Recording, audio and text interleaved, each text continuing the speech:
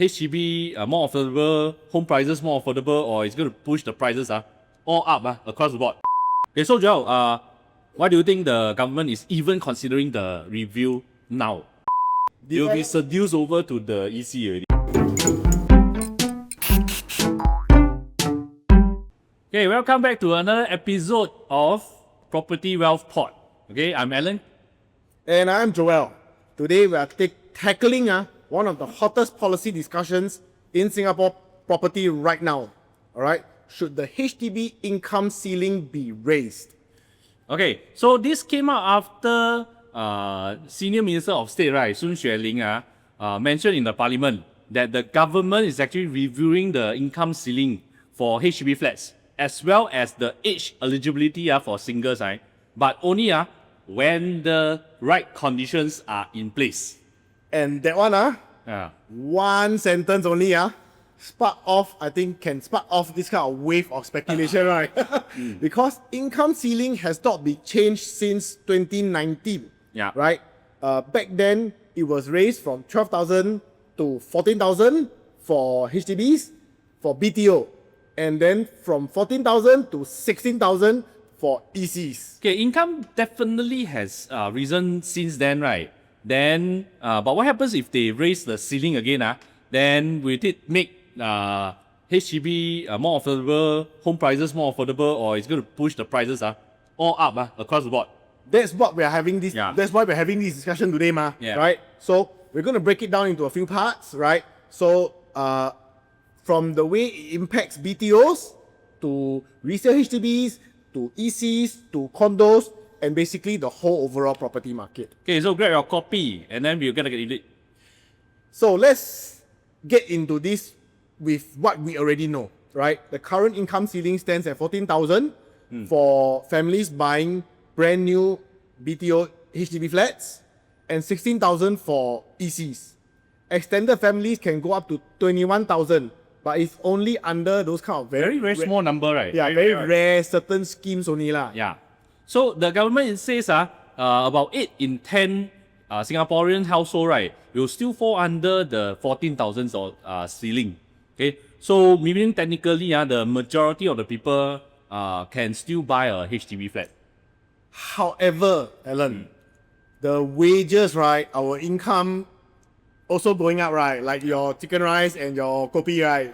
Moving up, right? Everything go up. Yeah, right? So the median household income went from 9,400 in 2019 to today in 2024, so this is last year's data, is actually 11,300, right? More families, this actually means actually, although he say 8 out of 10, right? Yeah. The median actually may be now brushing up against the because the medium upper, is where the big bulk of people is, right? Correct. So they actually this portion of people may actually be reaching the ceiling already. Yeah. Okay, so the question is whether the policy is going to keep pace with the economy. Okay, the ministers haven't really commit to any changes yet, right? Yeah. Okay, because they are right now they are actually studying it and they want to make sure supply is actually sufficient before they do anything. I think that's fair. Yeah. Right. So the HDB plans to launch about 55,000 BTOs between 2025 and 2027, right? They don't want to overstretch that supply, right? With an unexpected surge in demand if they were to increase the income ceiling. Yeah. Okay, so Joel, why do you think the government is even considering the review now?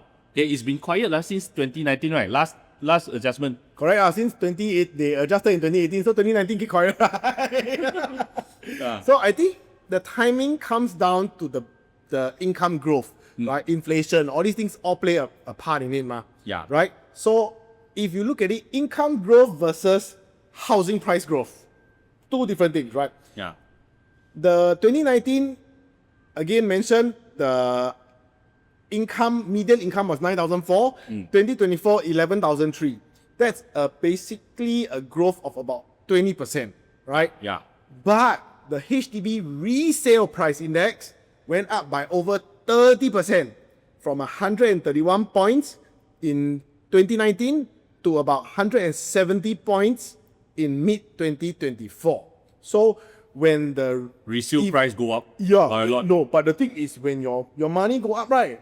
But the house price go even faster. Wow, So the prices rise further, faster than the sweat. income. Okay, so that means that there's a critical gap.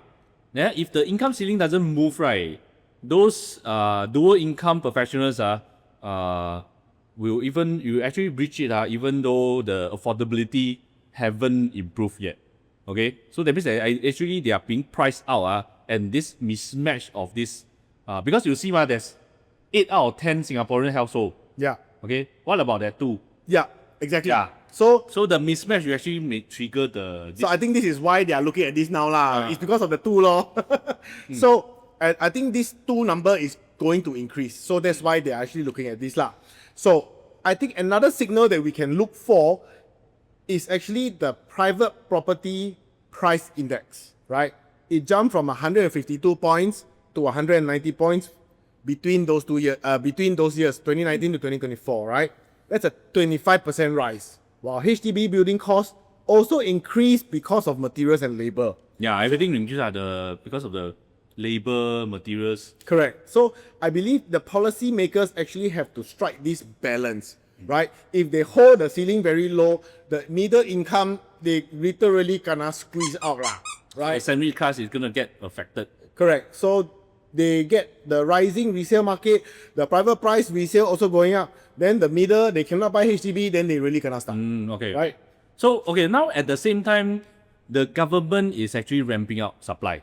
Okay, 55,000 BTO flats from the 2025 to 2027. Okay, up from the up about 10% from their earlier plans, right? Yeah. Okay, that will give them some buffer to consider all the policy changes, right, before the demand actually overheats. Yeah. So I think there's also one more thing called the affordability ratio, right? So HDB sometimes, there are people who track this lah. It may not be HDB lah. I also don't. They are tracking this where how many years of your income does it take to fully pay off the flat, right? So it hovered around 4 to 5 times the annual household income for non-mature BTOs, which is still reasonable by global standards, right? But if these prices keep outpacing income growth, right, that ratio will creep up. And then raising this ceiling actually becomes one of the few levers that they can pull to help the middle income actually stay eligible. So mainly it's the middle income lah. Okay. Yes, Because it's not just about like the fairness for everybody. It's also about maintaining the policy link between the income, price, and supply. Okay, so it means that actually if the numbers actually diverge too much, then it's going to cause a problem. That is when the HDB is coming in for the review. Correct. So that's the reason why I don't think that we're going to see something this year, right? They'll wait to see if the resale price index stabilizes, if construction capacity, right, can meet the new wave of demand. But the data now already shows that the ceiling is actually overdue for adjustment already. Okay, so before we go any further, right, let's clear a common misconception, right? Okay, so BTO is not priced on a cost plus model. That means that the cost of land, then plus the building, right? Yes. Then they price it like that. Correct. No. Okay, HDB actually pegs the sales price, right, to the market value of the resale flat. Correct. Then they apply a market discount. That is all the subsidy that comes in. Correct. So that the first timer can buy below market. So actually you think of it, right? Actually, normally newer condos you always command higher price than the old ones, right? But why is it not flats? Flats are different. Correct. Okay, the newer flats cost lesser. It's because of all this and the market price model, right? With a policy that comes in with the discount. Okay. Not cost recovery for the government. Correct. So every house they sell, yes, they lose money. they say. So I believe this is where HDB once they can control, control, right? They can tweak this discount if the resale prices move too fast. So if example, if this one they move too fast, right, I open one BTO, I increase discount, right, to keep this affordability steady. So the raising of income ceilings may not directly impact BTO prices. So that means that the changes actually comes in is demand only. Correct. Okay, but being BTO, right, is not going to affect the price because price HDB control anyway. Yes. That means that the demand will go up. So that means that let's say if like 20,000 households suddenly eligible already, Yeah. then they will come in and then the balloting will shoot lah. Yeah. Okay, so the price will stay the same because government control ma. Then the price, the ballot numbers will go quite a bit higher lah. Correct. Especially for those like prime areas, Toa Payoh, all these, because the people who just qualified, the newly qualified one, right, was at this bracket, they in the higher bracket. Yeah. Naturally. So now they can qualify, so they decide. Now they to go get in inside lah. lah, yeah. So the people like that, then they will look at you, then I look at you, then you're my enemy. So what that will affect actually will be applicant behavior, right? So basically demand, applicant behavior, as well as the waiting time, right? It's not the launching price mechanism that will be affected. So this income ceiling being raised may not affect new BTO pricing, right? But especially under this new standard plus and prime framework, the government already also has this flexibility where they can increase the subsidy for prime and plus, right? Yeah. Since we talk about the surge in demand, especially for the very mature estate, Clementi, Queenstown, Toa Payoh, right? Yeah. These three super iconic ones, right? So they can actually increase the subsidy to balance this out, Yeah. right? So, and then these guys also will have longer MOPs and also resale condition, Condition also different. right? So they will have to give back certain amount of money. Yeah, so in summary, the ceiling will go out. We will expect more competition, longer queues, but the price will stay the same. Correct. Okay? Yeah, because it's a policy managed pricing system. Yeah. Correct. So, so this is how overall maybe the income unlikely to touch the new BTO prices lah. Yeah. But resale HDB how, Alan? Yeah. So I feel that resale is interesting because there's no sweet income ceiling for resale flat. When you buy resale flat, there's no income ceiling. But the grant eligibility still will have to depend on the income. Okay. So if let's say BTO ceiling increase, more resale buyer, I feel that will actually want to try for a new flat because they suddenly qualify. They will want to jump over. Correct. I will see that it might actually cool the resale market a little bit. Maybe in the short to mid term. Yeah, but I mean, if you look at it from a very short-term perspective, like immediate, right? Before this kind of change kick in, right, you may get the opposite effect, right? So people who, for example, if today I just missed the cut off, right, I may, these people, when it just implement, right, maybe I can go up, maybe I'm not down. I will just rush into resale before the new guys come in, no? Oh, so that means the supplies, the demand The suddenly demand surge first. because now I can get the grant already. Yeah, so Going I to better go in first before I cannot get the grant, right? Okay, so that means that when 2019 they adjust the thing, some people rush in also, right? Yeah. Yeah. But Over time it should.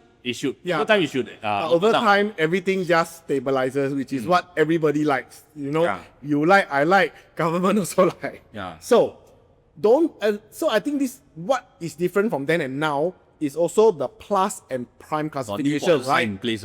The income limit will still apply for this certain resale plus and prime, right? So it's a long game. yeah, so even if today my income ceiling raise, right, the plus and prime, don't expect them to make like that killing already leh. But because they are still, for the plus and prime, they are still subject to, even for resale, they are subject to income ceiling. Okay.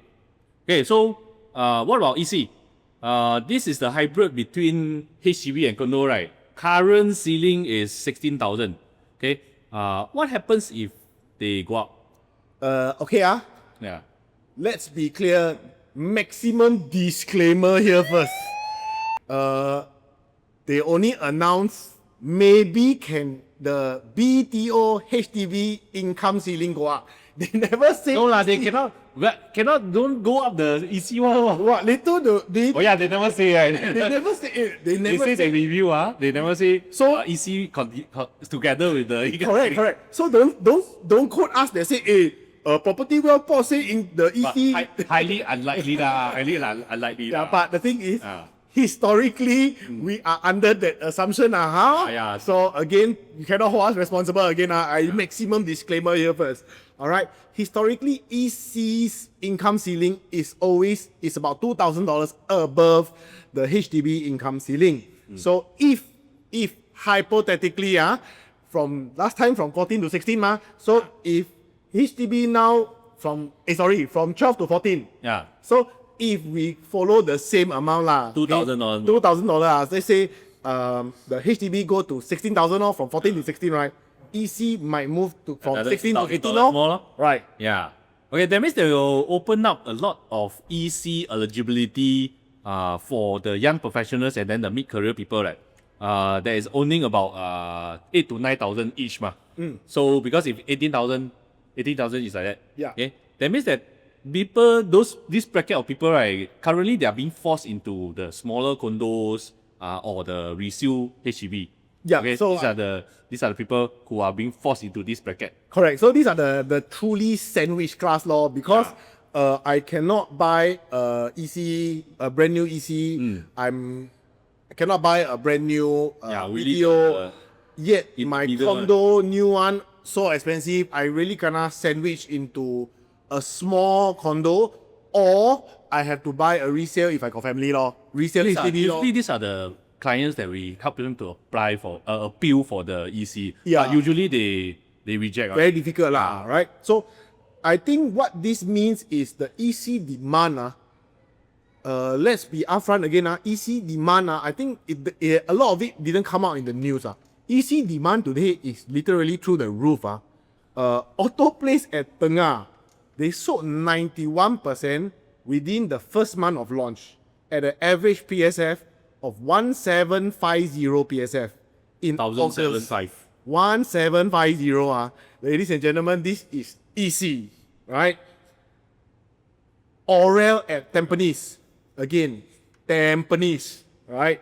Sold 90% at launch at an average of $1,766 PSF in February this year. This year only got 2 launch, EC. So, remember, EC today is all 99-year leasehold, right? And they are already launching 1,700. I think it's going to go up there because the recent land price, you see the recent land price is very high. So, the thing is the land price is still private So EC land price, again, it is a different ball game, right? So, but the thing is, today, you see, EC launched 17XX average, right? The newest OCR condo today as of October this year, 2025, 1995 995 is the cheapest that you can find. PSF, Yeah. brand new launch. Don't know how many units. It's called Faber Residence, right? It is the one of the few launches this year that states OCR lowest price 1995 at launch. Maybe a few units Yeah. less than 5 units that is less than the mine. So- The rest is the higher Correct. fee, yeah. So I mean, if that is entry so if you take the average, right, 2,000 plus versus 1,007 plus, that's still quite a decent gap. Yeah, so rising the ceiling could actually drive the EC price higher. Okay, possibly about 5 to 10%. Especially right now, they already bid the land at this price already. Yeah. We know that it's going to go up, but only how much? And given that it's closing the gap between the OCR, unless the government release more EC sites, right? If not, there will be a lot of demand pressure on it, right? Yeah, then the price will keep going lah. So I think this demand, as this supply of new EC, I think this is something that the government may want to look into and understand this as a consideration as well. Is that if you were to do this, you may also want to release a little bit more EC land, because if this supply lags, the demand for the ECs is going to go through, as it is, it's already through the roof. It's going to get even worse. Right. So EC, new, settle. Let's shift to private. Private new launch condo in the OCR and RCR. Maybe not so much of the CCR closing towards Orchard, the closing near the OCR nearer to CCR one. It's more in between the OCR, RCR, and that side one, right? So what's going to happen over there, Alan? I feel that when the HDB and the EC income ceiling go up, right? Some buyers who otherwise want to go into the resale condos, right, can now actually consider EC, ma.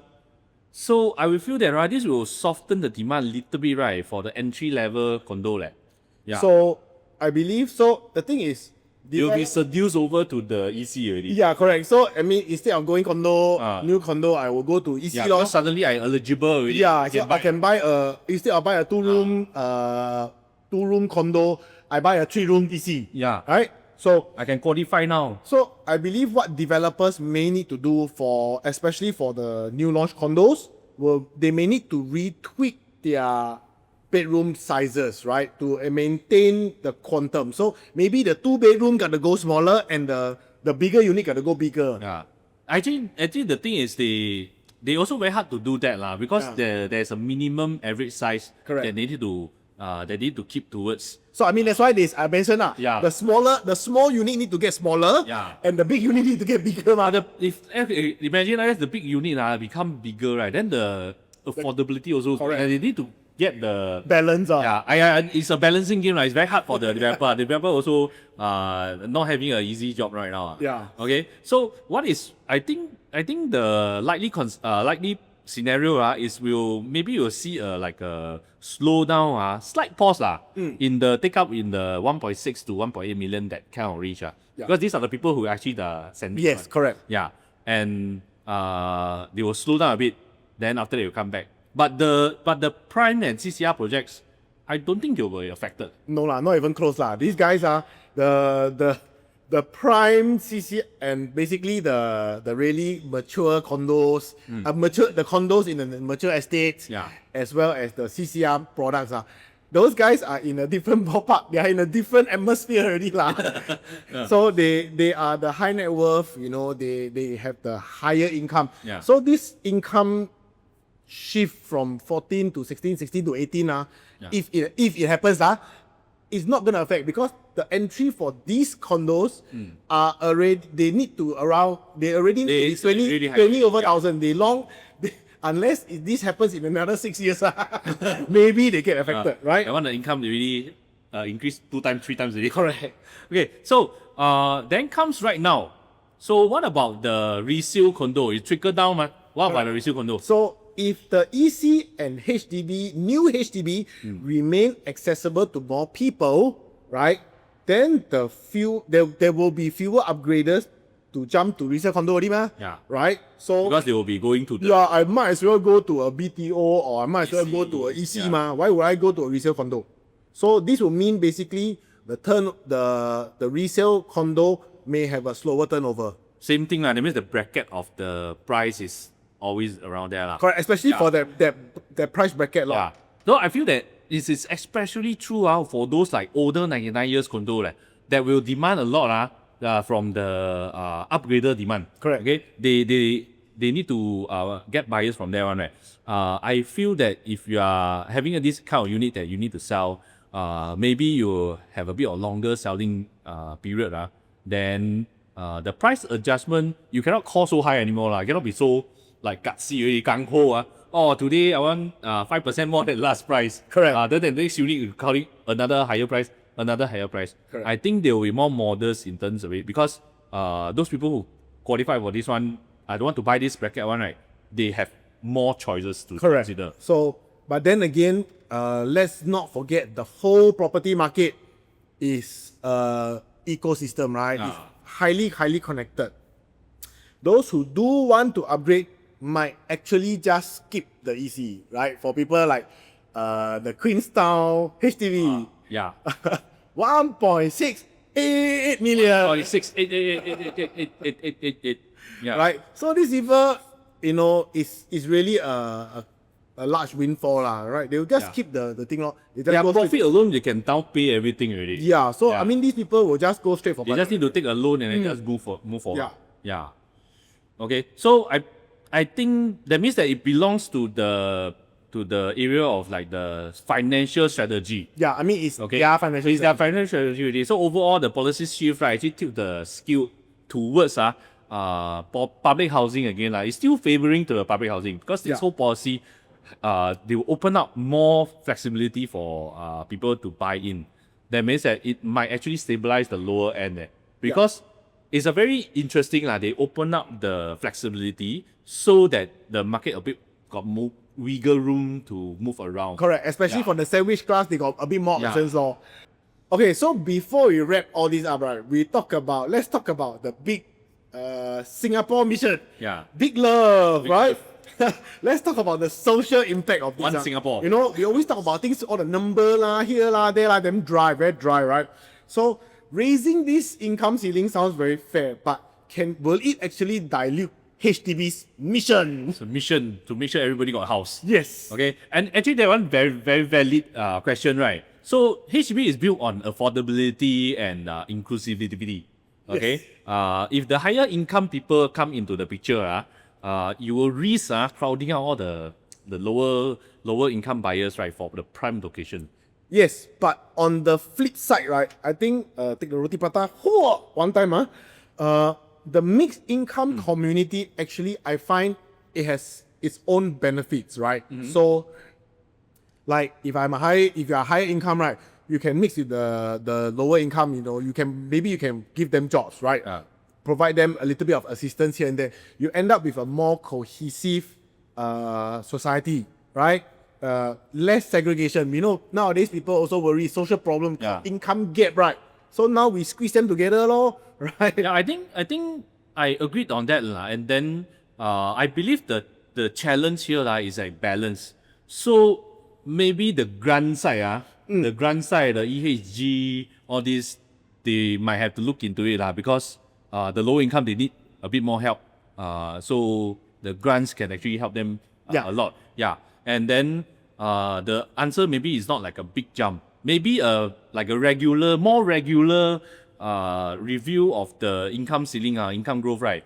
Like maybe do it every 2 years, every 3 years. Not like 6 years, then wait for another 2 years, 8 years one time, like that. Yeah. I mean, it is a good idea, right? So it is going to be every year increase, every 2 year increase by X amount, by, you know, it's going to be very predictable. It's a data-driven adjustment instead of one time, one-off political. But of course, there's a lot more work for them to do as well. Yeah, but the thing is, I think there may be one downside and a risk to this. Is basically in the event that there is global crisis, right? Or global situations where the financial situations, people's jobs get affected. Or then this model may not work so well anymore, right? Yeah. So I think this is all in all, they may need to just look into how they change things. Okay. Okay, so final verdict. Raise it now or wait? Okay, for me, I'm a very straight. I mean, I very follow government one. I sometimes like their policies because and their objective because they like stable growth. You know, I don't like those kind of high risk swings, So when they do, for me, I will suggest my take on this is they need to let this supply come in first, right? The supply come in, then they readjust accordingly, according to take up rate, right? So if you don't have the supply and then you release this income ceiling, right? The sudden surge, and then if your your supply cannot keep up, then we have a big problem, right? Demand supply. Correct. Okay. So for me, I'm in the you should go raise it lah, but in a very, very moderate, very cautious way. Okay, maybe I feel that income ceiling for HDB maybe go up like 1,000, become 15,000. Then the EC actually I feel that the gap really too low already. It should go up to 18,000. Okay, 3,000 difference, because 2,000 difference is like I don't know lah, too little already. Okay, Especially with the pricing of the EC. yeah, the pricing of the EC. Then, but of course, you need to think of the lower income. So Yeah, they need to protect law. yeah, you need to have like a tapering kind of grant to maybe have a wider range of grant for the lower income one. So I mean, whichever the way, you know, your pace slowly pace up, or my side, you know, one time jump, but then you need to see your supply. I think what's important to people of our generation and the next generation, maybe not so much on the slightly older generation, is basically it's transparency. I think every move in public housing sends ripples through the whole real estate ecosystem in Singapore. It's so interconnected, right? Yeah. So everything can have an effect Correct. here and there. Okay. So that's it for today's discussion. Okay. On the possible revision of the income ceiling of HDB. Okay. Don't forget to like, share, and subscribe. Okay. And tell us. Okay. Would you like the income ceiling to adjust? Or you want it to do it now or later? Okay. And by how much? Okay. Okay, so that's it. Thank you very much for tuning in today, and we'll see you in the next episode. See you.